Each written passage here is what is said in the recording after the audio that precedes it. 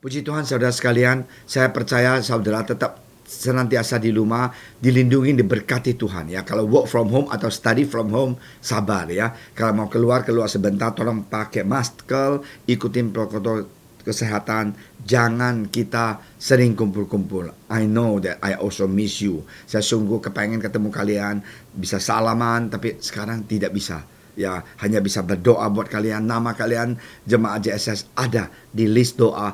Tiap minggu kita giliran berdoa buat Anda dan saudara sekalian dan juga keluarga saudara sekalian. Ya, puji Tuhan, hari ini kita mau terus belajar firman Tuhan dan dengar firman Tuhan yang begitu luar biasa. Ya, kita sama-sama berdoa. Terima kasih Tuhan Yesus atas hari ini yang begitu luar biasa. Berkatilah kami supaya firman Engkau bisa menjadi kekuatan di dalam kehidupan kami.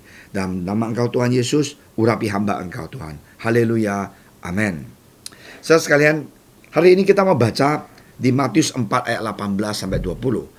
Dan kita mau belajar tentang bagaimana Tuhan ya mengajak kita, memilih kita ya dalam kehidupan kita. Ini contoh bagaimana dia mengajak dan memilih Petrus ya. Silakan John.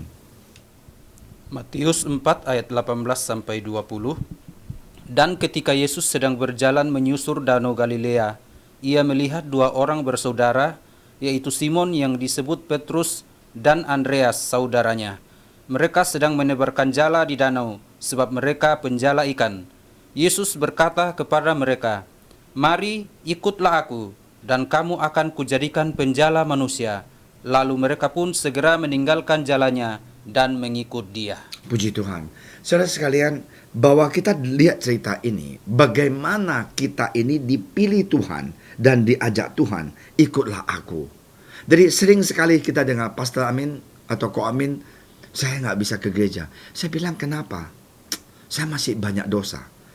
Oh my goodness. Saya bilang, well, kalau mau tunggu kamu sampai tidak ada dosa baru ke gereja, saya rasa sampai tanggal 30 Februari.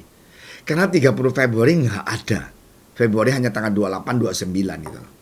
Karena it is impossible untuk orang bisa sempurna baru datang ke gereja.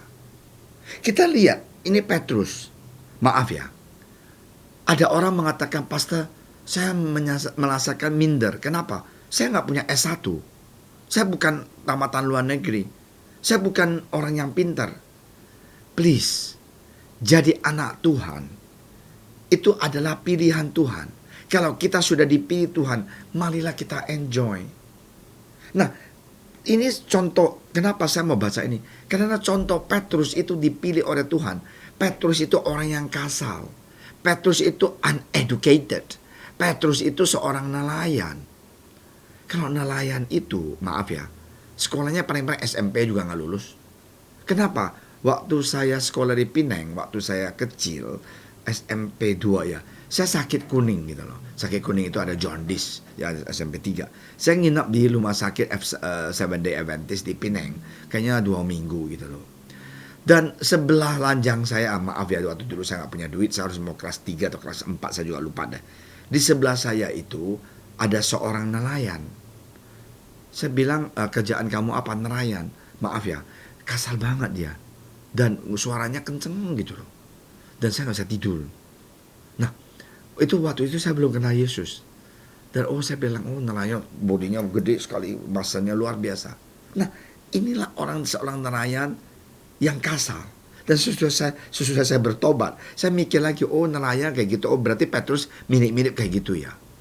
Yes, Tuhan datang ke dunia ini bukan memilih orang yang pintar, orang yang cantik, orang yang ganteng. Ini contohnya. Dia mencari orang, memilih orang yang mau ikut pada dia. Nah, apa yang terjadi?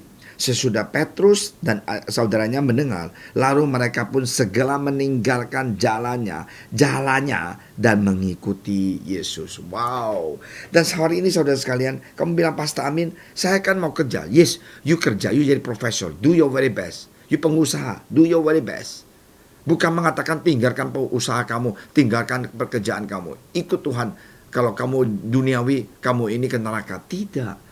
Tuhan panggil kita di marketplace. Tuhan panggil kita dalam usaha kita, pekerjaan kita. Saya punya teman, dulu bisnis genset. Sekarang jadi apa? Jadi pendeta. Di bisnis dia masih jalan-jalan, anaknya terusin. Bagi hasil dengan anaknya. Tapi dia full time untuk melayani Tuhan. Dulunya, waktu dia membangun, dia tidak full time. Nah hari ini, saya mau memberikan semangat kepada saudara sekalian bahwa Yesus datang bukan memilih orang yang sempurna. Justru dia datang memilih saudara dan saya yang lemah, yang malas, yang tidak sempurna, yang tidak setia. Dan dia mau merubah kita menjadi setia. Kita lihat Musa, ya, dia dipilih. Dia adalah orang yang membunuh orang Mesir. Tuhan pilih dia. Ikut saya Musa. Dan dia membentuk Musa menjadi seorang gembala yang penuh dengan kasih sayang. Dan ingat Daud. Dia adalah seorang gembala yang kecil, anak yang paling kecil, baby boy. Anak papa, anak mama, anak Jesse, tidak ada artinya. Kokonya bilang, lu ngapain di sini, mau main ya? Lu pulang dah ngurusin hidupnya domba. Lemah. Tapi Tuhan pilih dia menjadi seorang raja.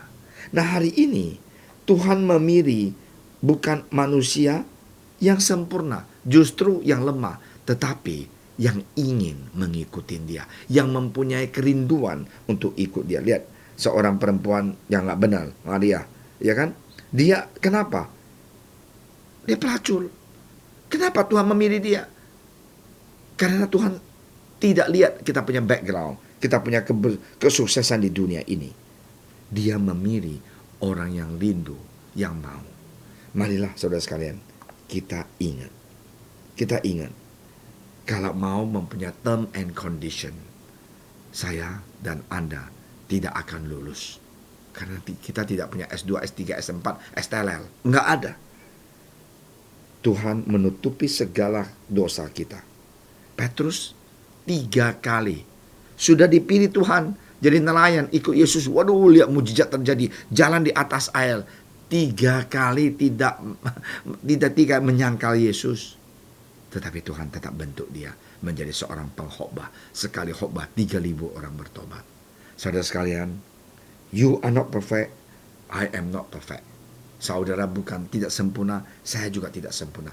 Justru Tuhan datang mencari orang yang tidak sempurna, menjadi anak-anak dia, menjadi berkat untuk orang yang sombong, orang yang mau bertobat. Kerjaan kita, tanggung jawab kita, berdoa buat mereka, menyampaikan Injil buat mereka, supaya mereka juga bisa rendah hati, terima Yesus menjadi juru selamat seperti saudara dan saya. Please, puji Tuhan, Tuhan Yesus telah memilih saya. Mari kita berdoa. Terima kasih Tuhan atas firman Engkau dan contoh yang begitu luar biasa. Tuhan, Engkau datang memilih yang lemah. Engkau datang memilih orang yang tidak sempurna. Kami adalah orang yang tidak sempurna. Terima kasih atas kebaikan Engkau. Dalam nama Engkau Tuhan Yesus, kami telah berdoa dan kami mengucap syukur atas kebaikan Engkau. Haleluya Tuhan Yesus. Sekali lagi kami memang berdoa untuk saudara-saudari kami yang kena COVID. Tuhan, Engkau sembuhkan mereka. Ada beberapa saudara dalam pemulihan. Tuhan, tolong Tuhan, berikan mereka kesempatan supaya bisa lebih kuat di dalam Engkau. Melewati COVID ini, mereka sungguh tahu bahwa tangan Engkau tidak pernah meninggalkan mereka.